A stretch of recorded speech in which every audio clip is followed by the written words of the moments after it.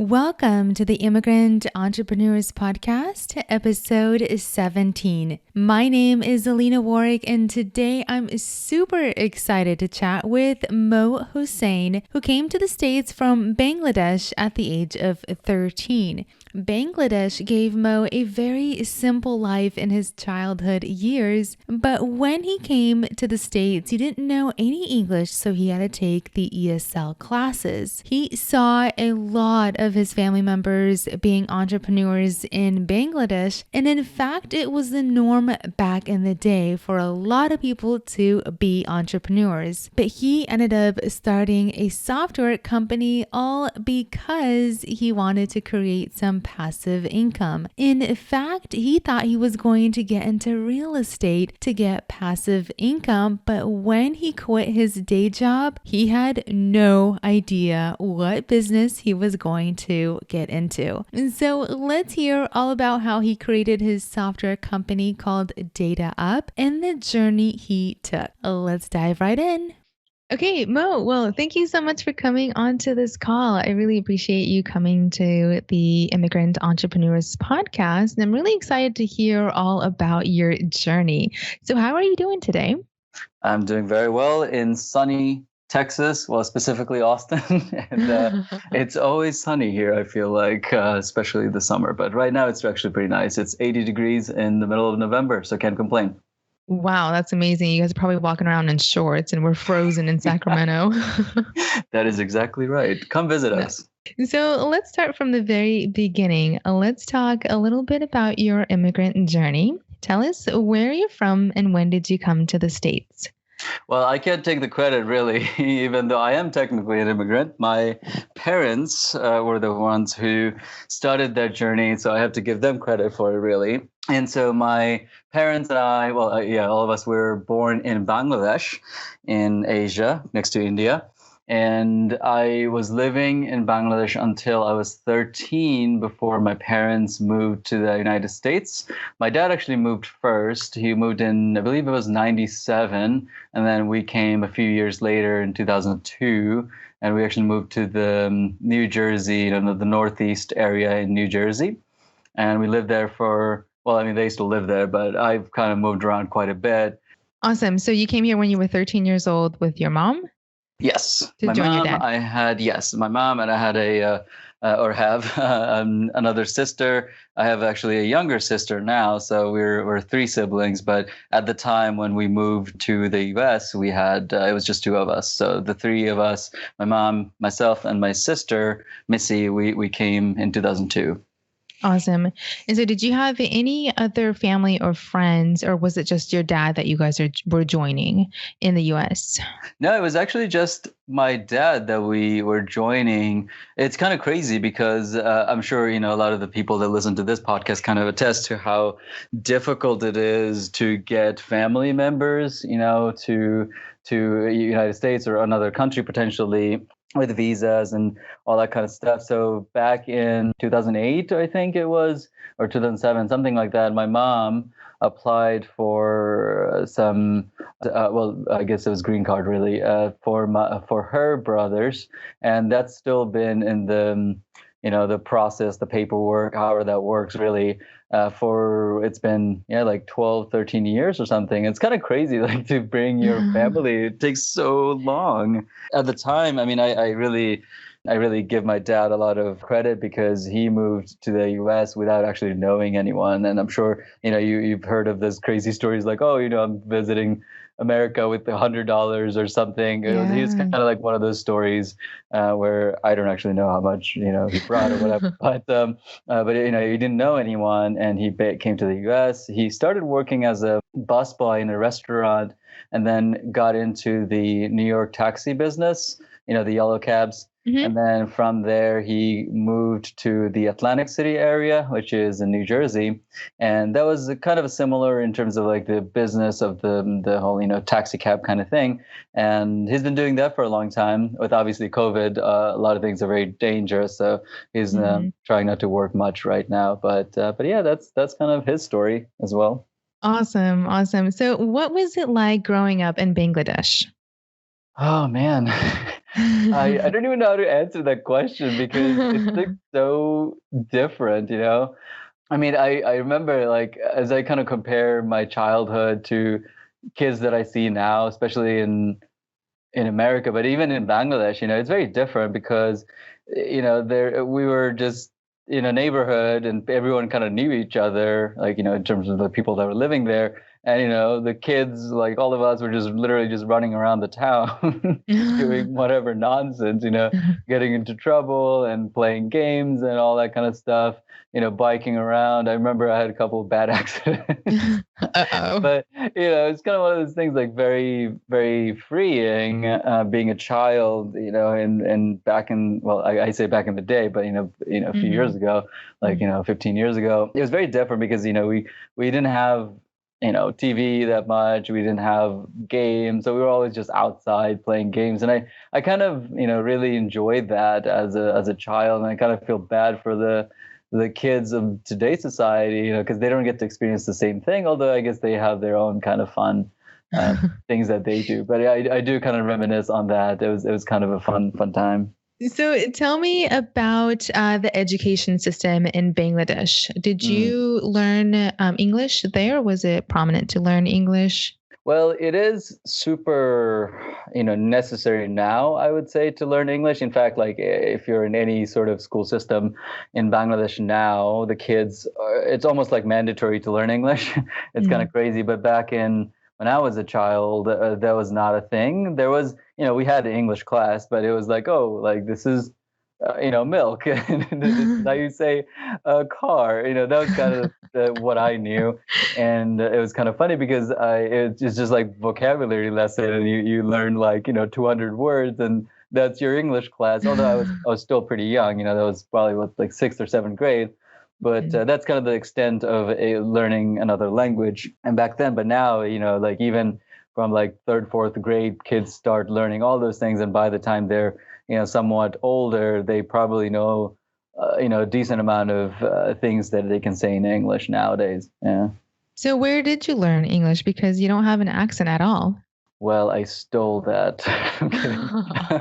I but it's I don't know how to answer that question because there was this funny weird thing that happened to me when I was young. Was I moved? Well, my parents moved when I was 13, so I kind of got into the grade that I was already into. So technically, I was in so it was the seventh grade or something in Bangladesh, moved here to the United States, and then we kind of started on seventh grade again or something like Mhm. that. Well, Mhm. meanwhile, I would have been finished or something. I don't really remember anymore, but that's kind of how it was. So I kind of started in a grade that was, sort of below what I was supposed to be. So I've always been actually one of the oldest, kids in class because, I kind of got held back in a weird way. Mm. And so when I got into seventh grade in the US, I had a ESL class, English as a second language class that, a Yes. lot of us that, are coming from a different place will do. Yes. It's kind of the same funny thing. It's like, oh, you learn how to say milk and then you create a sentence with milk, like, I want to get some milk today.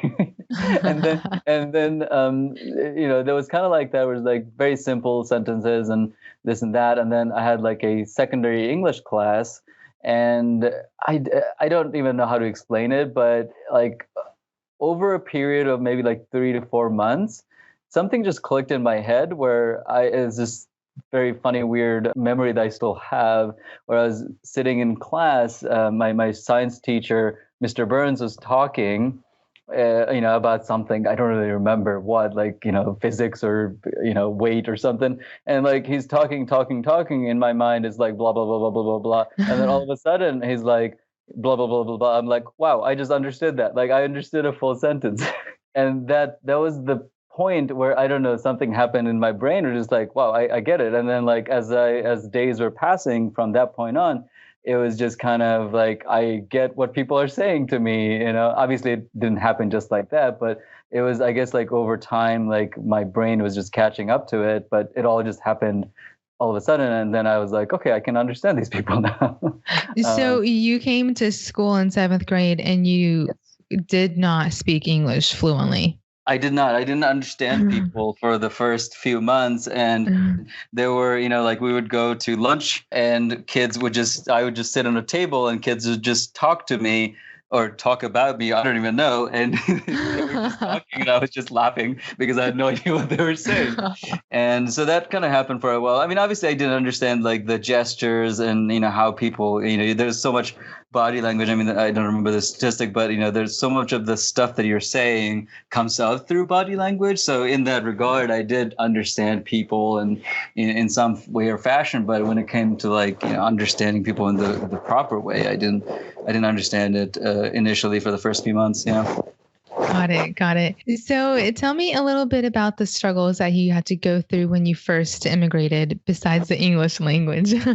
I don't know. I feel like I'm kind of like passive about those things. Like I don't really think about struggles in that way necessarily. So English, even like not knowing English, I don't personally consider that a struggle. I know a lot of people would, and it is absolutely okay. But I kind of have a different perspective on life, I suppose. And the other thing that potentially could be considered a struggle is just not having the same, family kind of,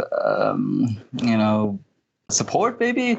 So, like in Bangladesh, there were so many people that I knew and, they knew me. And then all of a sudden there's a new place and, I didn't know anyone. So it was like, doing everything over again. A lot of the kids that have moved around over time, I feel like they would totally relate to that where, it was like, oh, it's a new place. I don't know anyone. I don't know the language. And, everything's new and you kind of have to learn everything, meet new people kind of thing. But I don't know, it's in a way, it kind of made me a more curious person, I think. And I think that caused this curiosity in me that I still have today, where I love to meet new people and I just love to be around, different cultures and kind of absorb it as much as I can. I love traveling for that reason. All right. So were you raised in an entrepreneur family at all? And did your parents give you any advice regarding entrepreneurship? So in Bangladesh, most of my family actually is entrepreneurial because that's kind of the way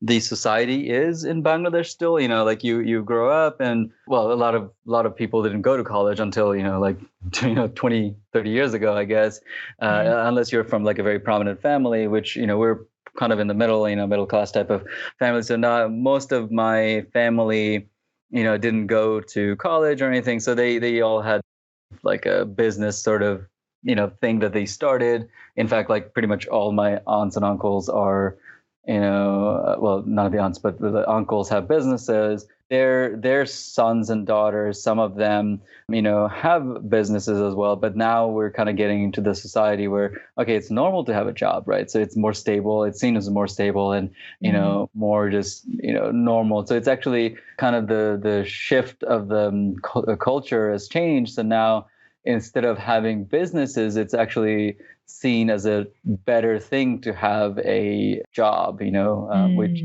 it kind of depends, I guess, in people's viewpoint. But my family overall, I would say, is very entrepreneurial. And maybe that's why that I always felt like I wanted to have a business. I imagine because I've seen that for so long. And I have some interest in going into creating some nonprofits and things like that. So I feel like getting into business is the best way I can get into those positions. But that's kind of why I started it. In terms of my parents, they're pretty, low risk averse. They don't really like a whole lot of risk and anything like that. My mom less so than my dad. My dad does not like risk at all. It's so fun.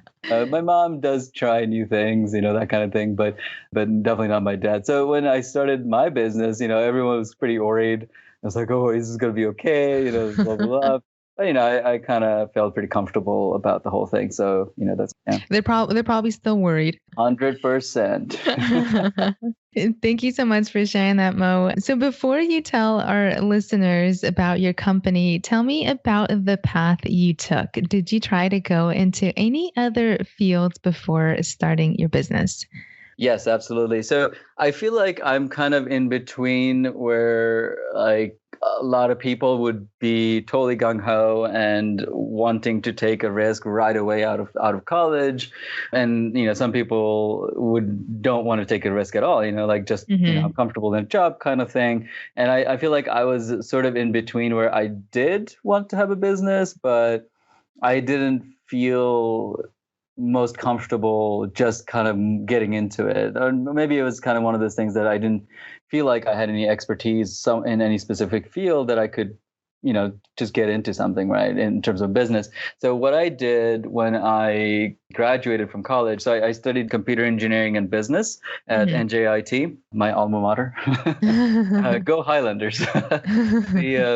After I graduated, I was looking for a job for a bit. It took me a few months actually to get a job, which I totally get. I feel like the job market just gets worse and worse every year. But when I graduated, it took me a few months to get a job. I got a job at the Wall Street Journal, which is owned by Dow Jones. I was actually working for Dow Jones. That was really interesting because I started as an analyst in what was it called? Systems analyst, I think was my title initially. Mm-hmm. And then I was kind of doing different things, but I had a little bit of a software engineering kind of role and some data analysis kind of role. And I got this really cool project from Dow Jones. I mean, within the team, we got this really cool project where we would analyze and kind of create a system where you could look at the data about the Wall Street Journal, the visitors, and figure out ways to make that experience better. And so that was kind of one of the projects that I took on. I led the project with one of the coworkers that I had there. And so he was basically doing the software part. I was doing part of the business thing and the analysis part. And we created this essentially like now there's a ton of all-in-one dashboards, but back in the day there wasn't much there. So that's kind of what we created. And that gave me a lot of experience in the business field, as well as the technology field. So that was really cool to get that experience. And I then got into a company called New Relic, where I learned about a job called sales engineering, which for anyone that doesn't know, sales engineering is basically combination of business, sales, and engineering. So it's kind of what it sounds like. So for example, if the companies that we're going to talk to don't know what our software does or how it works, you need these people, sales engineers, who will explain it in a way that makes sense because they understand the technical aspect, but also can explain it in a way, right? So it's a really lucrative kind of job. It's pretty difficult to get into, but once you get into it, it's a really fun thing to do because you're just talking to clients, explaining technology, and I'm a technologist at heart, so I love to talk that kind of stuff all the time. But anyway, so it kind of like started as my job, and not my job. As I left college, I started at Dow Jones. Then I got into New Relic, and at New Relic, I started as a sales engineer, kind of became a senior sales engineer, and then my title changed around slightly into solution engineer, but essentially it's the same thing. So I kind of did that for a while. I lived in New York, and I had a lot of major media companies and retail and e-commerce companies that I was working with in the nation. And then it actually kind of became really cool with that job because it gave me opportunities to travel abroad as well, as I was working with the major clients. Those kind of clients that are kind of based all over the world. Nice. It kind of allowed me to, oh my God, it was so much fun. It allowed me to travel to a lot of different places. I did like a fireside chat in Mexico once. I went to Canada a bunch of times. I've been, to so many other places, especially around the US. And then this one time I had to go to Australia to do a talk. So, I've been kind of all over the place with New Relic. And over time, I wanted to go live abroad somewhere else because I lived, in Italy and France for a period before, and I really enjoyed that. So I got them to send me to London, England. But that kind of led me to feel really comfortable in starting my business. Honestly, if I didn't have all those experiences, I probably wouldn't feel as comfortable. I've been in front of many, CEOs and CTOs, CMOs talking about, any different things in business and technology. So, if we're considering, like, I've talked to multi-billion dollar companies, in that regard, it kind of gave me the comfortability to feel like, okay, I can do this on my own. And that's kind of what ended up happening. So because of all those experiences and contacts now, well, this year, not now, beginning of this year, I felt comfortable enough to go into this business that I created, Data Up. And I felt like I can, I would feel comfortable be in front of people and talk about the things that I do. And I think that's one of the major things that I needed as a backing, because I don't know, how do I say, like, I don't know a lot about, like, how to run a business, because it's not something I've done before. But knowing the technical aspect of it, of how I can talk about technology when I go in front of a business, I feel super comfortable about that. So, like, I know things on the technology side, but on the business side, in terms of business development, I'm not the best at it, right? So I'm still obviously learning that, and how do I kind of develop my audience on all that kind of stuff. And over time, it's been a really cool journey to help other businesses in the things that I do. And, it's been a really fun time. I've been learning a lot. So Mo, at what point you're traveling the world, at what point did you say, okay, I'm going to drift away and start my own business? Well, I guess part of it was me saving for all this in the background, right? So I knew that I wanted to start some sort of a, how do I say it? Maybe like a passive income kind of thing, not necessarily a business, because, like, for a while I was doing my job, I was like, oh, maybe I should buy some, house or something and, like, rent it out. And, that's obviously one of the easiest ways to start a passive income, right? Right, As we right. all know. So I was like, okay, maybe I do this, maybe I do that. I was never really sure. So it was this funny thing where I was like, okay, maybe I just start saving some money with the intent of getting a business at some point in the future. So I've been kind of having this thought for probably 4 or 5 years now, actually longer than that probably. But that thought has been kind of poking away in my head for a while. And over time, as I was doing all these things that I was just mentioning with New Relic, I felt more and more comfortable. And I kind of felt like I was at a point, last year where, like, okay, I want to start something on my own. And it's funny because when I quit my job, I actually had no clue what I wanted to do in terms of a business. It was like, okay, let's just quit. And I took some time off because, technology is stressful. And after some traveling, I traveled in Asia and Australia. I spent several months in different places, trying to get to know more different cultures and things like that. After that, I came back to the US and I moved to Austin. And then at the time, I was thinking about, what do I do? Like, this idea of what I do now wasn't really the first thing that I wanted to do. My first thing that I wanted to do was something like the life coaching industry, but it's one of those things that I had no experience in it, and I had no kind of credible thing that I could say, okay, I'm a life coach now, let me tell you about life. Yeah. So it was just funny. And also, like, if you think about it, like, I'm only 31, almost 32. And I felt like a lot of the people that we're talking to, they were saying that, you might get a lot of pushback from people because I'm so young. Like, people might say, like, who are you to tell me about life? Kind of thing. So even though, like, I felt comfortable in starting that because I've traveled around the world, in many countries, many cultures, and I feel like I've talked to so many different people that I really understand things in a good way. But it's kind of one of those things that kept coming back to me, like, well, I don't have that credibility yet. So, it's kind of the thing before where I didn't feel comfortable starting a business right out of college. It's the same thing kind of happened, like, well, I don't have the credibility, but I do have the credibility in technology. I can go in front of any one person and talk about technology, and I would be listened to because I've had a lot of experience in it, and I can back it up not only through my degree but also through work experience and clients and things like that. So that's kind of what all came about, and then eventually I started Data Up. So it took a little time to get there, but it's all good. So did you start your life coach business, or it was kind of like meditating in your head for a little bit and then you did Data Up? Yeah, I was thinking about it for a while. In fact, I think the idea came about mostly because I was traveling around for so long.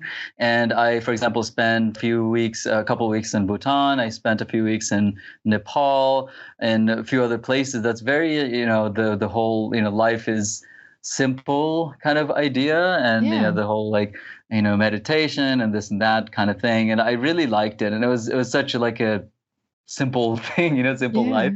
Yeah. That's really where it came about. Is like I was seeing so many people just in a very simple, like they had like so little things in their life, but they were very happy, and they had Hmm. very little kind of wants and needs, and that really made me very curious to kind of see like, well, is that possible for us? So, Mo, tell us a little bit about your company and what it does.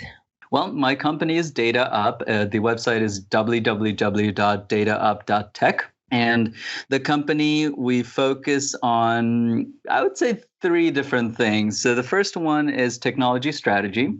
So for businesses that perhaps doesn't have a technical expert who also knows business, that's kind of where I fit in. So I can go into a business and say, hey, I see that you have these XYZ goals. Maybe your goal is to get to, $1 million, $2 million, $5 million business. Well, mostly for small businesses in that regard. But if that's your goal, I can help you get there with technology, right? There are so many different technologies that we need to use and know and kind of use the right way in order to take really like a good stock of it and make something come out on the other end really well. So that's what I do. So I help businesses that are sort of on the smaller scale with the CTO kind of framework. So the chief technology officer kind of framework, and say, okay, I am the technology expert and I understand your business. So let me help you get to your goal with technology and the resources that you have.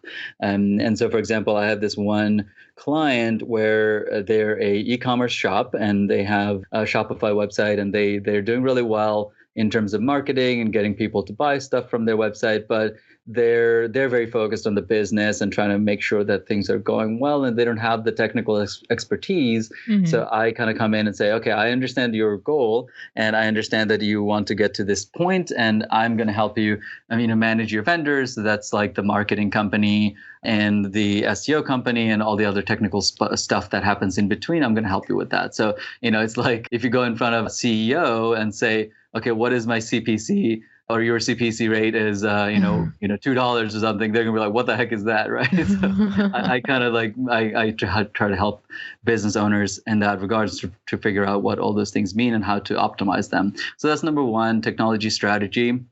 Number two is analytics, digital analytics. So for people that are trying to figure out how is my user experience online?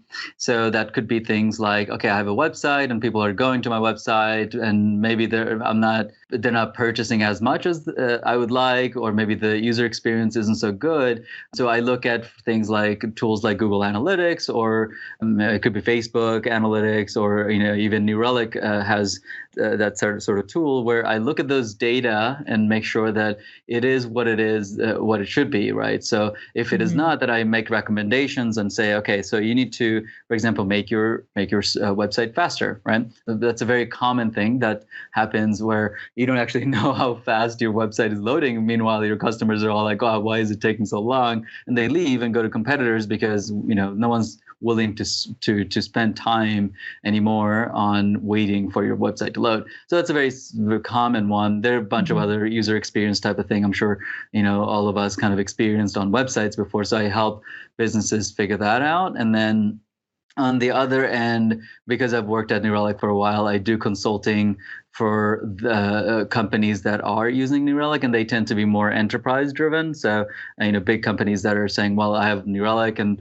these tools, and I don't know how to best optimize it. So I kind of come in there and look at different things and help them kind of figure out, okay, this is what you should do, or not, whatever kind of consulting things. So the technology strategy, the digital analytics, and New Relic consulting is what I do.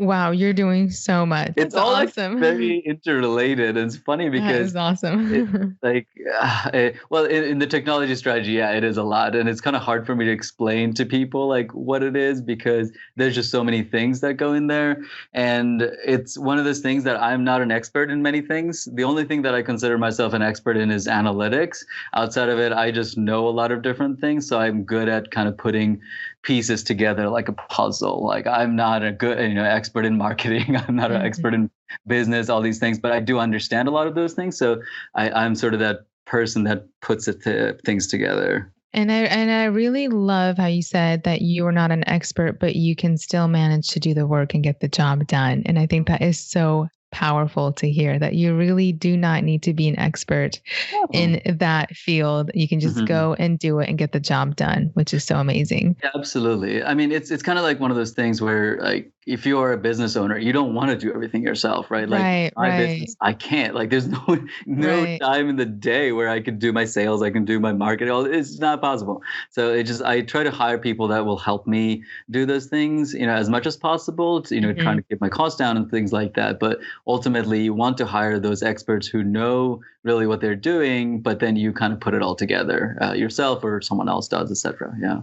Got it, got it. And I love your number one business model, which is helping the small business owners do the technical side because I feel like a lot of them have a very passion and drive to do their business goals, but they don't really necessarily have that passion drive to do like SEO or marketing or develop a website. They just really want to focus on getting those sales up and do the other piece. So that's also a really powerful tool for you to come in and help them out. So that's amazing. So Mo, how old were you when you started your business? Did you say you started this I year? started this year, so 31. Awesome.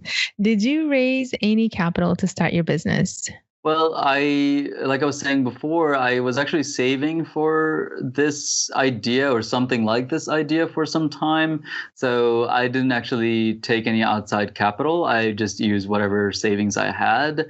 And I actually started on a pretty low budget, honestly. I probably spent about $10,000 Hmm. for like some equipment, like my computer. I had an old computer, so I needed a new one for the business. And then I spent about a couple $1,000s on the registration fee, and there's some legal stuff in there. So Hmm. there's that, and then obviously, like I know, well, that's not obvious, but I know how to do web design. I've done it for clients. I do it for some specific clients. I don't do it for everyone, but it's for some specific clients. So I know how to do that, and so I did kind of the web design part myself, which a lot of times cost like $2,000-3,000. So that was kind Hmm. of a savings on that side. But my starting cost was pretty low, honestly. It was around probably like $6,000 or something like that. And since then, I've had to put in some money on like marketing and hiring. I have a part-time person that helps me with marketing, another developer that helps me part-time with some stuff. So there's been kind of like those things, but then that's kind of getting offset by clients as well. So overall, I Hmm. would say probably, if I had to estimate off the top of my head, like 8,000 maybe was my starting cost. So it was pretty low considering, because Hmm. I work from home. I don't really have any other major expenses. There's always things going on, but it's not like huge expenses, I'd say. Right. That's awesome. That's awesome. That's great. So, Mo, did you have any mentors that helped you out to start your business? Start my business, I wouldn't say starting my business necessarily, but definitely giving me advice in general, just kind of like, oh, hey, like you should do this or that. And as I started my business, I've had more mentors since then too that are more focused in business. So it's kind of funny because I've my network is primarily filled with a lot of data analysts and sales engineers and all those kind of things. Very few entrepreneurs. So when I started my entrepreneurship, the entrepreneurs just kind of came to me, and I met a lot of people like that. So now I do have mentors that are entrepreneurs themselves, and I kind of get some advice from them to do different things. For anyone that is actually in the US and is looking for a mentor, I would highly recommend Score. It's score.org, score.org, and they provide mentorship, I believe, for around the U.S. At least in if you have a local chapter, you definitely get a free mentor, and you can get anything you kind of run by them, and they'll kind of say like this is what I think is the best thing to do, because a lot of them are already entrepreneurs, and they probably walked in part of the shoes that you're walking on. So so yes, I have some mentors now, and I think their input is super valuable. Absolutely. Awesome. So, Mo, what do you think prepared you to become an entrepreneur? Was it taking courses, reading books, or education that played a big role? That's a good one. I think it's a combination of everything, honestly. If I'm kind of thinking back to everything that's happened, having that degree, that engineering degree with some business in it was kind of the foundation, I would say, right? That if I didn't have that, I'm not saying that I wouldn't have all these jobs that I've had or be able to run a business, but having a good foundation is always helpful. So if anyone is considering like, oh, how do I start? Maybe like starting with that, degree is kind of one of the things that you do. But then after that, the experience that I've gotten from the field has been the most valuable to me. I mean, like, when I came out of school from college, I felt like I was an idiot because it's like, oh my God, there's all these people talking about stuff that I don't know, but it's one of those things that you're challenged to learn as you're in a different, role, and you're trying to prove yourself. So, like I think all those things that you mentioned, like education was obviously, already done sort of. And then, learning about new technologies and new tools and, reading about business, all those things. Like I still do that. I mean, I've been doing that since forever, and I still do that now.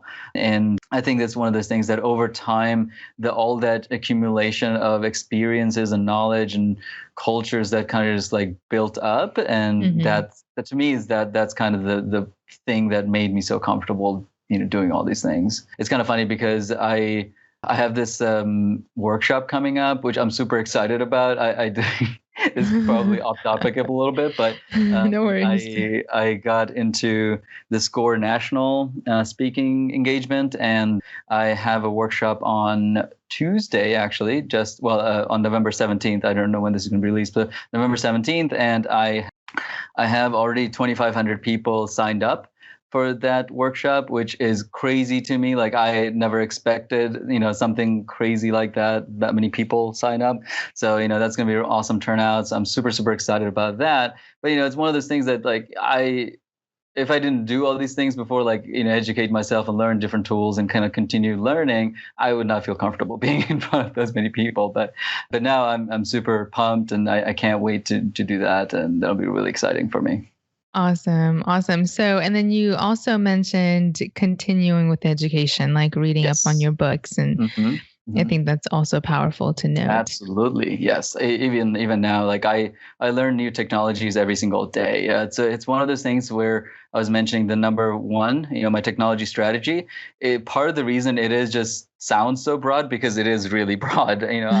I can talk to a company that is doing so many different things, and I have to be the technical expert and say, okay, I understand those things, and let me help you understand it as well, right? So as business owners trying to make decisions, if they don't understand it well, they're not going to be able to make good decisions. So that's kind of where my role comes in, is like, okay, let me make that technical thing simple for you so you can make the best decision possible for yourself.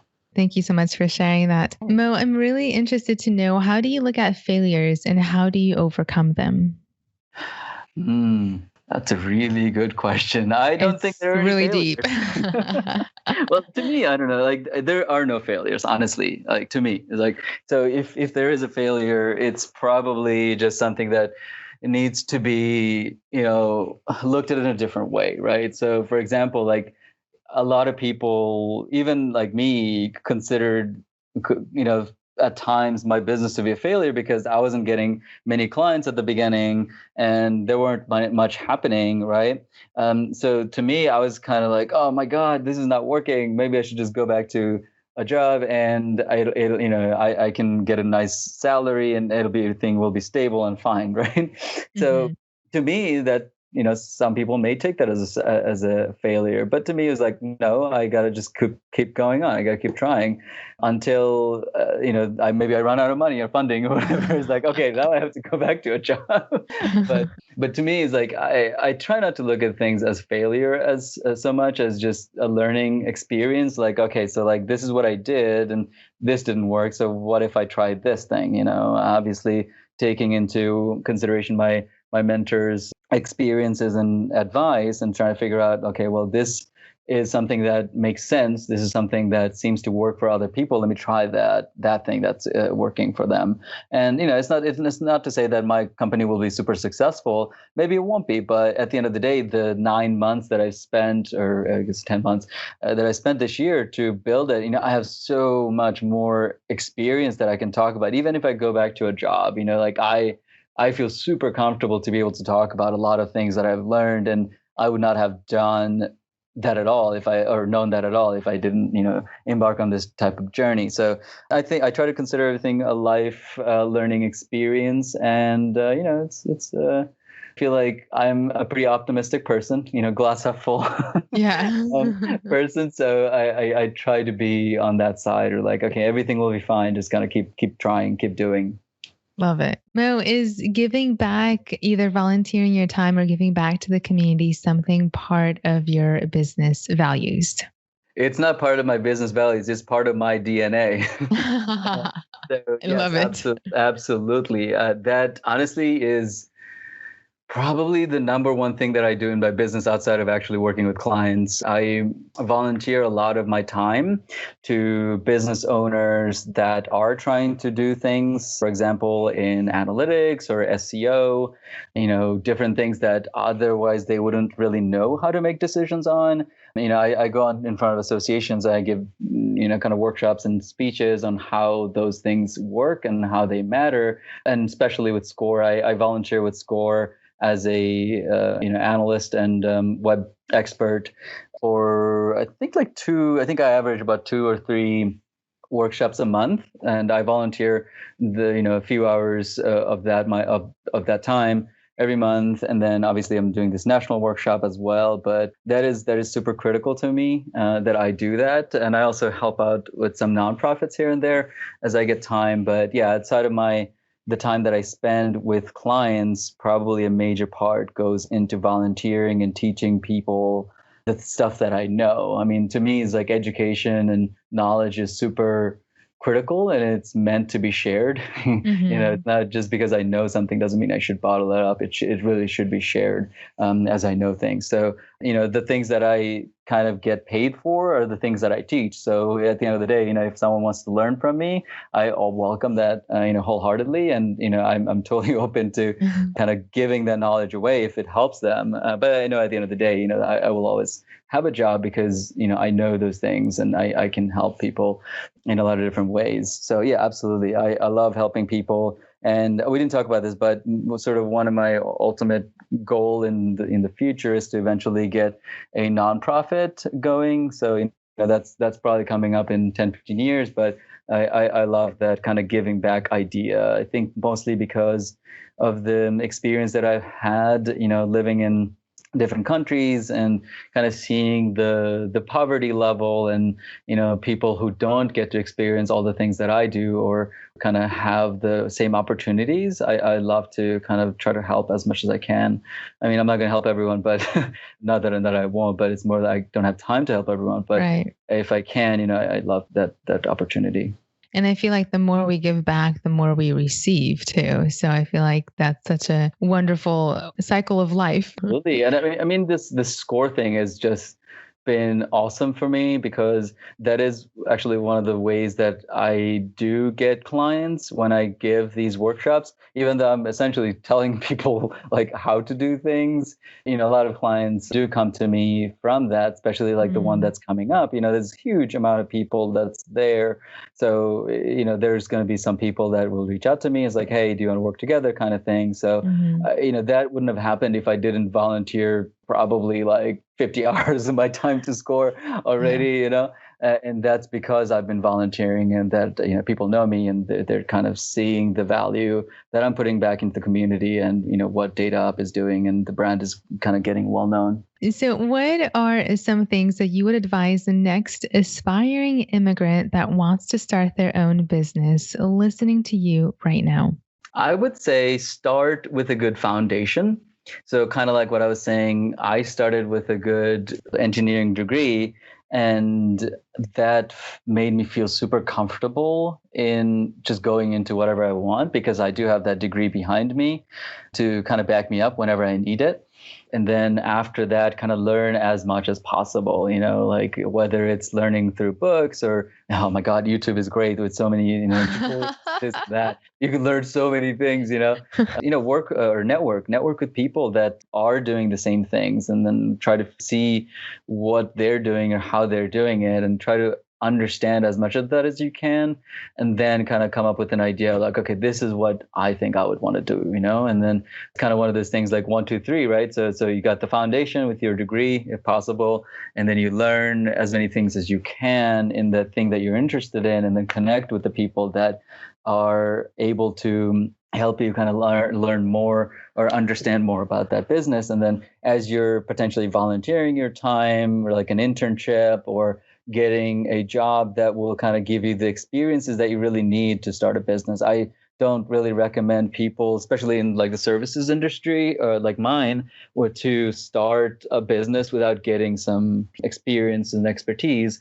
I think that's when it really makes it value, because I've seen, for example, these marketing companies that are, they did well for one client somewhere on Facebook ads or something, and they're now starting a business in Facebook ads marketing. I'm like, no, I'm not going to hire you because you haven't spent enough time to understand all the intricacies to do these things well, because at the end of the day, it's about the ROI, the return on investment that you're bringing to businesses and companies. So you really need to kind of make it a good point where you know the things that you're doing and you know it well before you get in front of it. If it's like a product company, like, oh, I'm gonna start a Shopify thing, and I can just get products and figure that out, that's a different story. But if you're kind of getting into the service industry, I think that's something you have to be careful on.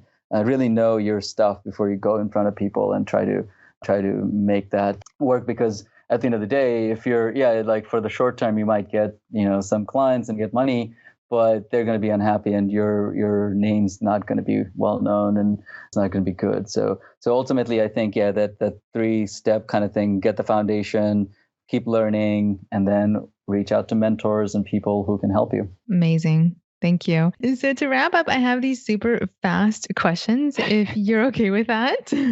Sure. What time do you normally start your day? I start probably around 8. I usually get up around 7:30, and then I'll kind of go a little bit, do stuff. I don't like to start work right away because I'm already kind of stressed out throughout the day, I feel like. So I try to start with something simple, like just sitting and having a cup of tea or coffee and just doing some random chores or something, and then around 8:30 is when I usually start working. But I don't like that I go so late now, but ultimately I would like to really finish around 5 or 6 o'clock. But nowadays I do end up working a little more than I would like. How many employees do you have? In the true sense of employee, none, I guess. I do have a part-time contractor, I guess, sort of an employee contractor, really. And then that's for development that I need help with. And then I have another part-time person that helps me with some business or some sales stuff. So lead generation kind of things. Got it. How often do you watch TV in a week? Oh man, it's with COVID, things are just so screwed up. This is not me. I did not ever really like to watch TV that much, and over the COVID time, the COVID years, as we say, I feel like I'm probably watching. Man, it's sad to say, but probably like 10 plus hours of TV, which man, I don't like it. Like, I would rather try to read or do something else, but like it's almost like I like to be in front of people, go out and meet friends or business partners and whatever. and kind of spend time with them. But now I am stuck inside. I'm like, what else am I gonna do? And then last one is how many hours of work do you normally put in a week? Can I lie about that because I'm really embarrassed? I mean, you can say whatever you want. Well, so I probably work around 70 hours a week, which is totally not my interest. I do not want to work so much.